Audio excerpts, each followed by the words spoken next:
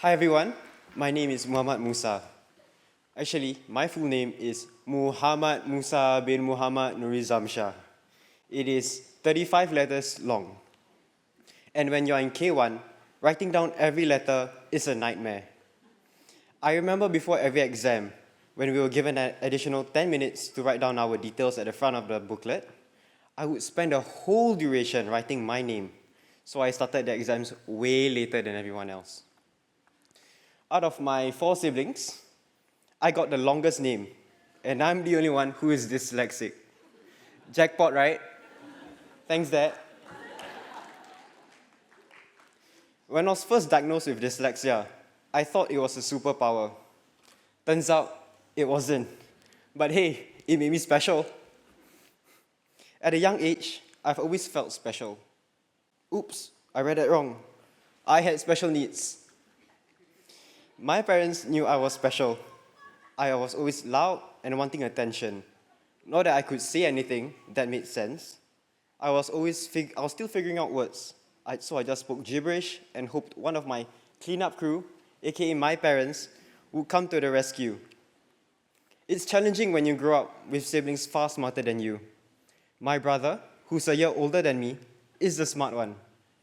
And when you have a sibling above you, technically they set the bar for the next one in line. Let me ask the room, anyone here with a sibling who set the bar way too high? Can I get you guys to raise up your hands? So I see a few hands being raised. Well, we're on the same boat. Let me tell you of a story about a time when I was in primary 1. My brother, who was in primary 2, came home disappointed as he got one mistake in his math test.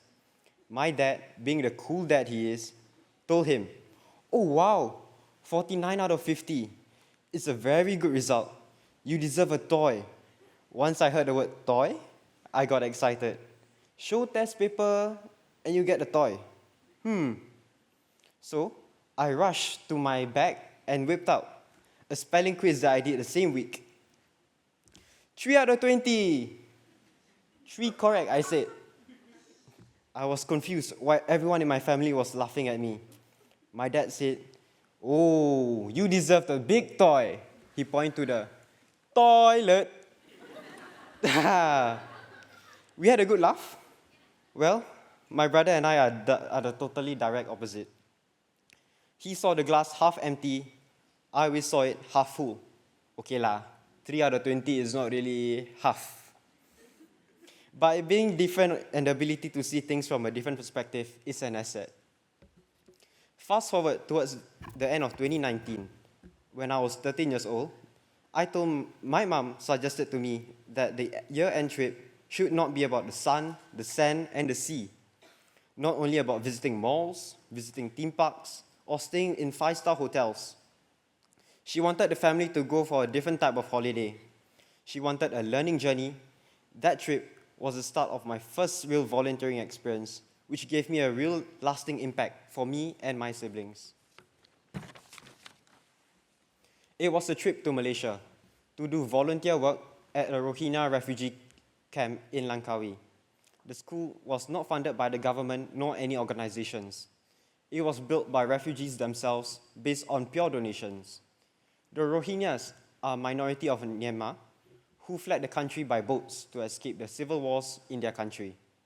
Together with 40 other volunteers from tour groups, we flew to Langkawi in December 2019.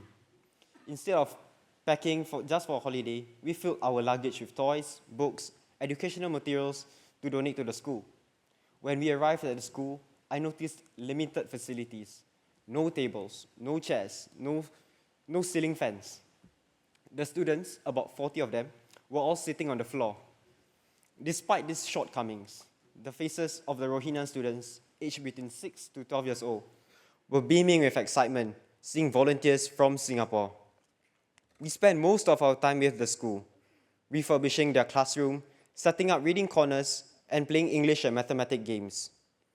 We also purchased and distributed food packs to Rohingya families living in the island. My family was tasked. I was actually tasked to handhold two Rohingya boys, and it was an eye-opener seeing how much they valued education despite having so little.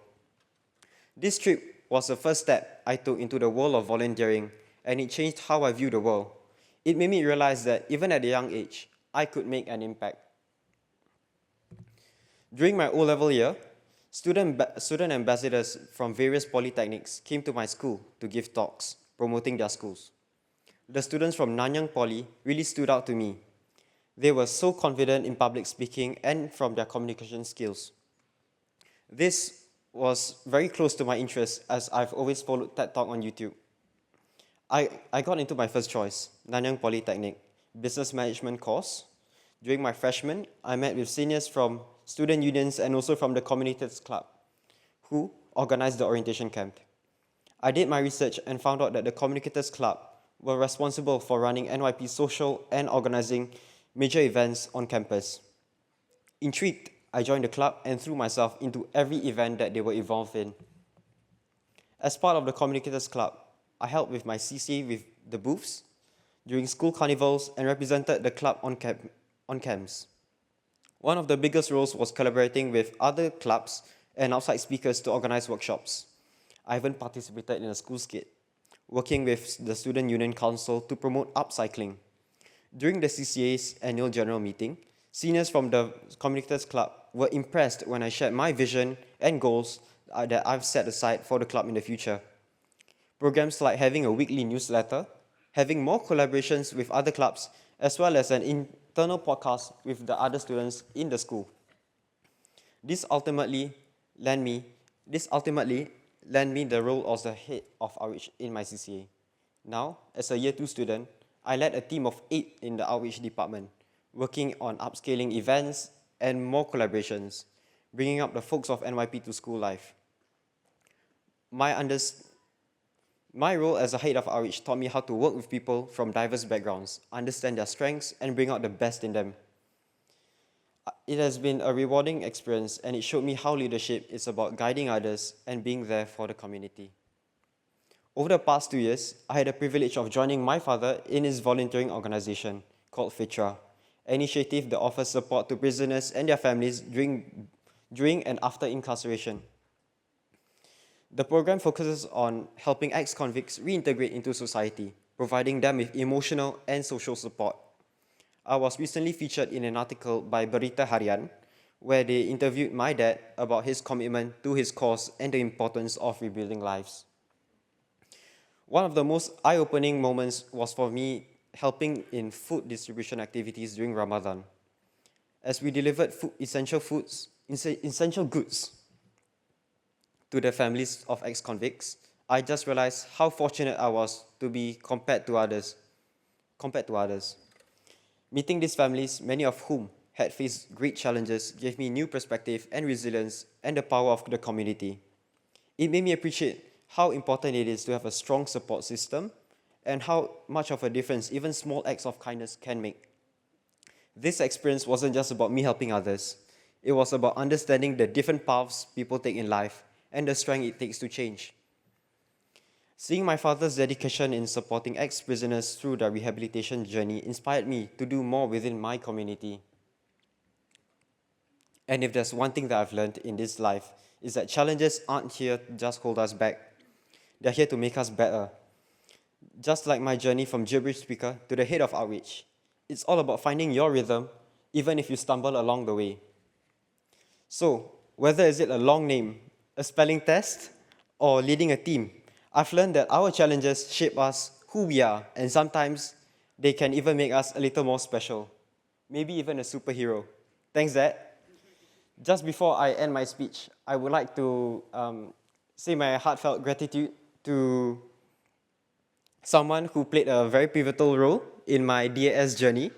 So I spent over 10 years in the DAS system, 6 years in primary and 4 years in secondary. And I've had the privilege of learning from many incredible teachers.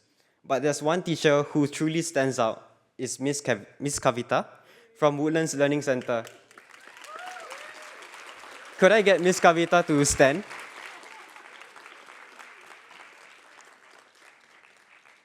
With your colleagues at the back. Miss Kavita has been with me since secondary 1, and her classroom was always a safe space where I could be myself, even my silly self.